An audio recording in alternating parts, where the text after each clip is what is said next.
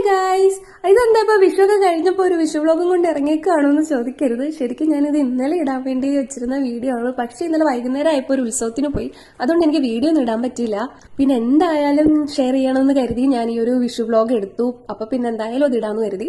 ഇതായിരുന്നു നമ്മുടെ ഒരു വിഷുക്കണി, ചെറിയ സെറ്റപ്പിൽ ചെയ്താണ്.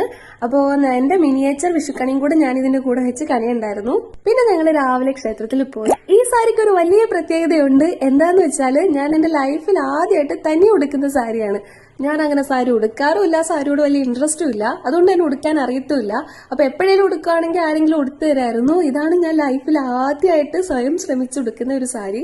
അങ്ങനെ ഞങ്ങൾ തൃക്കടവൂർ ശിവക്ഷേത്രത്തിൽ പോയി. മഹാദേവൻ പണ്ട് എന്റെ വീക്ക്നെസ് ആണ്. എന്റെ ഇഷ്ടദൈവം മഹാദേവനാണ്. അങ്ങനെ ഒരുപാട് ഇഷ്ടം തോന്നാനുള്ള റീസൺ എന്താന്ന് ചോദിച്ചാൽ ആള് ഭയങ്കര പാവമാണെന്നേ. ആത്മാർത്ഥമായിട്ട് എന്തെങ്കിലും ഒന്ന് ചോദിച്ചു കഴിഞ്ഞാൽ അതങ്ങ് സാധിച്ചു തരും. അങ്ങനെ ക്ഷേത്ര ദർശനമൊക്കെ കഴിഞ്ഞ് പുറത്തിറങ്ങിയപ്പോഴാണ് ഈ അടിപൊളി ഒരു കാഴ്ച കാണാൻ പറ്റിയത്. നമ്മുടെ തൃക്കടവൂർ ശിവരാജുമാണ് ഈ വരുന്നത്.